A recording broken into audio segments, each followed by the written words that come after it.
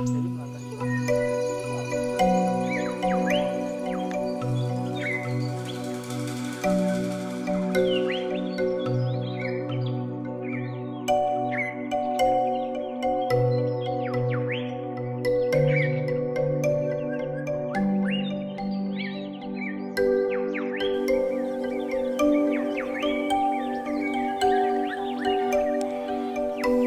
dulunya di sini lahan tidur, Pak.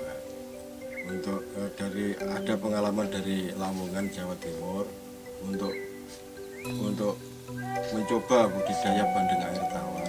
Dan alhamdulillah tahun 1989 kita berupaya untuk membuat kolam dengan tenaga manual pakai cangkul. Alhamdulillah untuk satu periode panen itu hasilnya memuaskan. Jadi tahun berikutnya semua petani bergotong royong untuk mendatangkan eskapator untuk membuat tambak yang lebih luas. Dan akhirnya sampai sekarang banyak petani yang ikut untuk membuat tambak bandeng air tawar. Luas keseluruhan tambak di sini adalah 248 hektar. Di sini unggulannya bandeng air tawar. Cuman di sini petani polikultur, Pak. Di tanamnya ada tumpang sari, ada ikan mas, ada ikan tawes, ada ikan bawal, ada ikan gurami, patin, dan hampir semua jenis ikan air tawar ada. Yang paling fatal kendala petani tambak di sini banjir. Dikarenakan itu terutama pengerukan Kali Juwana itu lambat sekali, jadi banyak yang tersumbat, jadi aliran air tidak lancar sampai ke muara Juwana. Yang pertama kita ingat musim penghujan. Jadi kalau sudah mulai bulan 11 kita persiapan panen. Jadi kita untuk sementara mengosongkan kolam dulu. Kalaupun ada ya sebagian kita pakai pagar-pagar waring. Kalau tanggul di sini udah maksimal, cuman yaitu karena di sini dataran rendah, kita mau bikin dengan setinggi kita maksimalin, tanah yang buat pematangnya kurang. Untuk saat ini alhamdulillah semua petani tambak yang dirasakan sama petani padi jauh lebih lumayan di hasil ikan. Di sini panen ada dua macam teknis panen. Ada yang pertama teknis panen mati, yang kedua panen hidup. Yang panen mati kayak di Bandeng, kayak ikan nila, itu pemasarannya ada di pasar-pasar lokal. Kalau panennya terlalu over, kita bawa ke pasar Kobong Semarang atau ke Jakarta. Banyak sekali, Mbak, kita bisa menyerap tenaga kerja, bisa mendatangkan penghobi pemancing dari luar daerah. Kita bisa mengirim ikan konsumsi ke pemancingan lokal dan sekitar Jawa Tengah. Rumah makan dan lainnya juga maju semua. Untuk pembakaran ikan apa saja kan ada di sini. Pembinaan yang didapat dari Bogor, dari pusat, dari Mundilan, provinsi, dari Semarang, itu, Mbak, dan udah pernah mendapatkan prasasti Mina, Mbak, 2 tahun pembinaannya. Kalau masalah pembinaan kita cukup, Mbak, mulai dari pusat sampai ke PPL daerah, kita selalu koordinasi terus. Rencana ke depan mau memajukan Kita ngikutin program pemerintah dan wisata dengan berbagai usulan dari dinas. Kita buat sertifikasi supaya kita ke depan bisa gampang kita mengakses program ke pusat. Harapannya untuk pemerintah yang kita mohon diperhatikan dari sarana prasarana dan cara-cara budidaya yang baik, dan kita dibantu ekskavator untuk pengembangan, dibantu untuk membuat saluran-saluran untuk irigasi. dan pengembangan lainnya, Pak. Jadi yang barang yang masih menunggu banyak sekali, masih ada 500 hektar yang menunggu. Jadi kira-kira minta bantuan lah dari pusat, sekiranya dibantu eskavator ya. Ya mudah-mudahan kita terjangkau yang 500 hektar itu.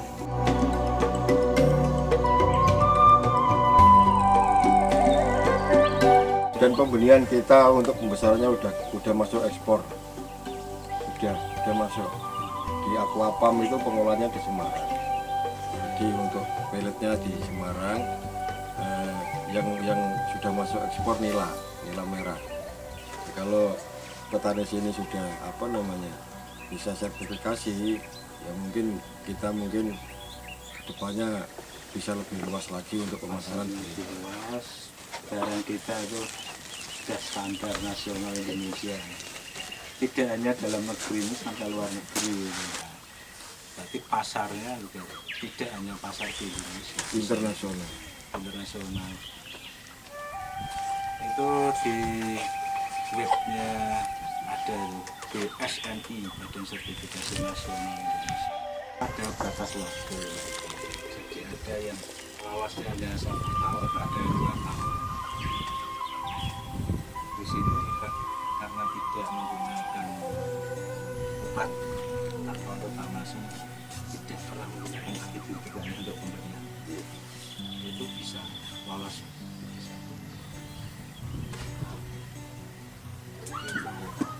SNI memang ketat kriteria ini. Pemagaran nanti ini ya dipakai pemagaran lokasi, motor tidak boleh masuk, terus tempat tidak makan.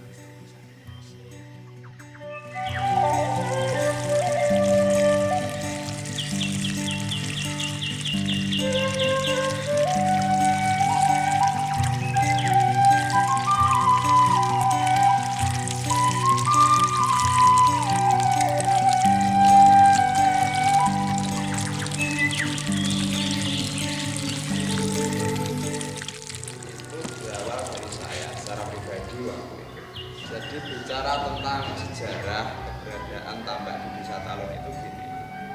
Pada tahun 1993, kebetulan saya kuliah di Surabaya. Ketika saya kuliah di Surabaya semester kalau tidak salah 6, itu kan ada kegiatan yang namanya KKN. Ketika KKN saya dan tim ditempatkan di daerah pedalaman di Desa Waro, Kecamatan Karangbinangun, Kabupaten Lampung. Jadi kuliah saya di Surabaya, tempatkan KKN di sana. Itu desanya sangat terpencil. Jadi dari kota kabupaten untuk jalan sampai Kecamatan Karangbinangun perjalanan 36 kilo.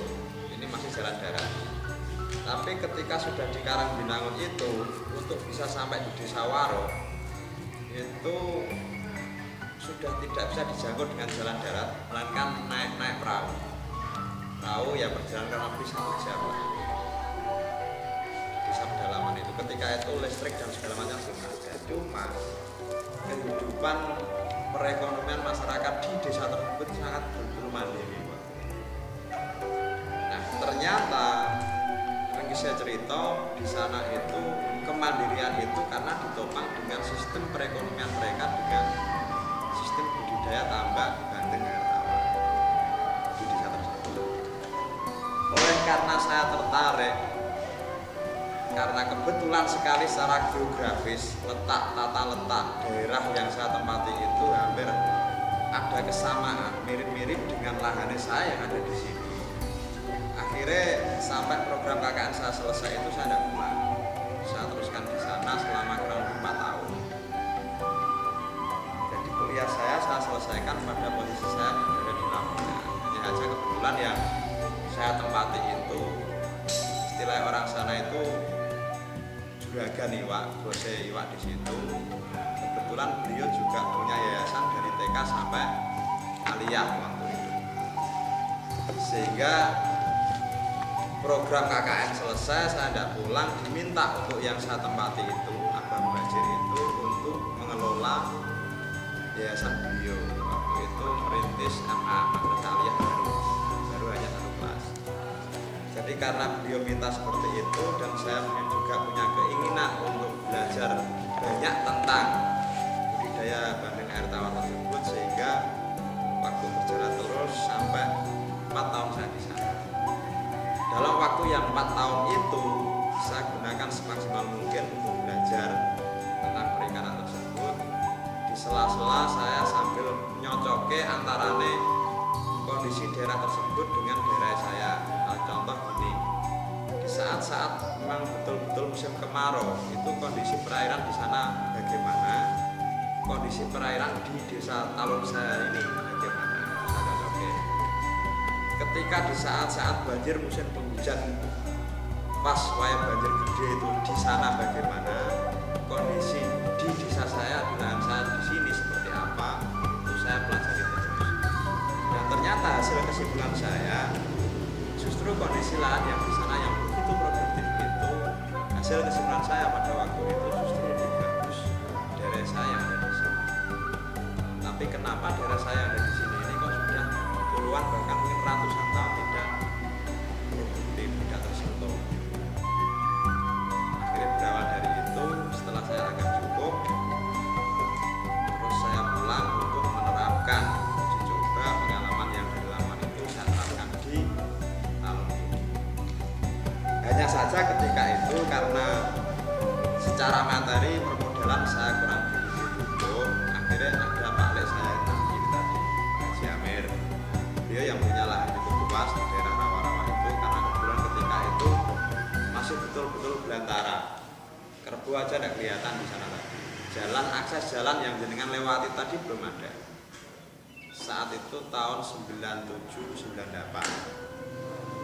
Akhirnya tahapan pertama kami buka di lokasi di sebelah barat gedung tadi.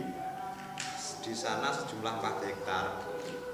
Itu kita buka, terus di sebelah selatannya sana, utaranya sana kita buka 5 hektar. Total buka pertama kurang lebih 9 hektar. Dan alhamdulillah atas kerja keras dan fokus di sana, tidak pakai lama, dalam 1 musim kita sukses berhasil panen raya waktu itu. Yang walaupun dalam proses perjalanannya ini banyak sekali yang menentang. Masalahnya bahkan sampai sekarang jarang sekali masyarakat kita yang tahu bahwa ternyata bandeng itu bisa hidup di air tawar gitu. Taunya masyarakat kita itu bandeng ya minimal di air payo atau asin kan gitu. Tapi ternyata alhamdulillah itu dapat berhasil dan panen pada tahapan pertama itu. Nah, sejak panen itulah kemudian baru masyarakat bisa mau menerima, ternyata ya bisa digunakan untuk budidaya bandeng air tawar. Setelah itu pada tahapan berikutnya dari hasil panen itu kita berinisiatif untuk mendatangkan alat berat ekskavator, bikin sebelah-sebelahnya gitu. Akhirnya tetangga sebelah kanan kiri juga ikut bikin, terus berkembang sampai sekarang. Intinya seperti itu. Secara garis besarnya seperti itu. Sampai hari ini terhitung 226 hektar hari ini. Dan dimungkinkan ini akhir-akhirnya perkembangannya cepat. Kita sudah punya 226 hektar itu dalam 1 kelompok. Kita juga sudah bikin kelompok tadi. Nah, dalam perkembangannya yang dulunya itu hanya sebatas bandeng air tawar, kita kasih istilahnya apa? Polikultur, ikan tondro, ikan tondro atau ikan mas, ikan jair, tawas dan yang lain. Dalam perkembangan kurang lebih dari 9798, 6 tahun kemudian ada banyak sekali pengembangan termasuk pembenihan ikan mas, ikan tondro, ikan patin, ikan nila dan yang lain. proses pengembangan seperti itu. Ya kita maksimalkan potensi yang sudah ada, tambak-tambak yang sudah ada itu satu. Kemudian yang kedua, kita selalu terus berupaya untuk mengakses program-program pemerintah, dalam hal ini pusat terutama, untuk mengakses program-program pusat terkait dengan pengembangan wilayah lokasi tambak. Kemarin di awal tahun 2012 ini kami mengajukan usulan-usulan cukup banyak ke Jakarta karena memang APBD kita sangat terbatas, sehingga kita ngoyaknya ngoyak di APBN. Dan alhamdulillah dikawal sama Pak Indra itu yang PJ Bupati yang sekarang, kemarin sudah mondar-mandir ke Jakarta 6 kali, saya sudah kelihatannya juga cukup ada peluang untuk ada program-program itu. Jadi gini, untuk jangka ke depan kita berupaya semaksimal mungkin untuk bagaimana caranya supaya lahan-lahan yang selama ini tidak produktif di sekitar tambak itu tadi memang benar-benar bisa produktif sebagaimana yang ada. Ini upaya-upaya saya dalam hal pengembangan satu. Kemudian upaya-upaya untuk intensifikasi, tadi kan ekstensifikasi sebenarnya pengembangan wilayah. Untuk yang intensifikasi kita coba untuk terus meningkatkan produktivitas, baik mulai dari pembenihan, budidaya, pembesaran, dan yang lain untuk terus kita tingkatkan. Ya salah satu contohnya ya tadi dengan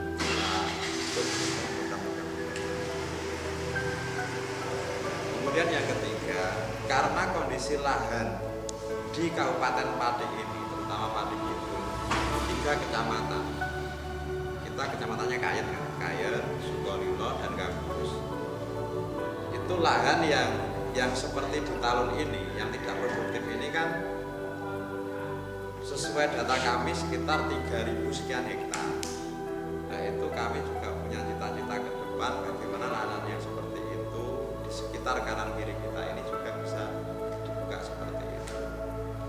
Salah satu langkah saya nanti ke depan, sekiranya kurang lebih nanti Agustus, saya merencanakan untuk bikin tambahan pengembangan lokasi di Desa Kasian, Kecamatan Sukolilo. Insya Allah saya akan buka di sana 10 hektar nanti Agustus, karena sebenarnya ini sudah dapat sewa jumlah 9 hektar sekian. Cuma untuk bisa mengerjakan bikin tambak yang maksimal itu kan harus kondisi lahannya kering. Kita nunggu lahannya kering di Desa Kasian itu. Jadi nanti terus akan saya kembangkan, minta dukungan support dari Pemda dalam hal ini untuk terus mengembangkan ini. Bukan lautan, tapi kolam susu. Bukan lautan, tapi kolam susu. Kail dan jala cukup menghidupimu. Tiada badai, tiada topan kau temui. Ikan dan udang menghampiri dirimu. Bukan lautan, tapi kolam susu. Kail dan jala cukup menghidupimu. Tiada badai, tiada topan kau temui. Ikan dan udang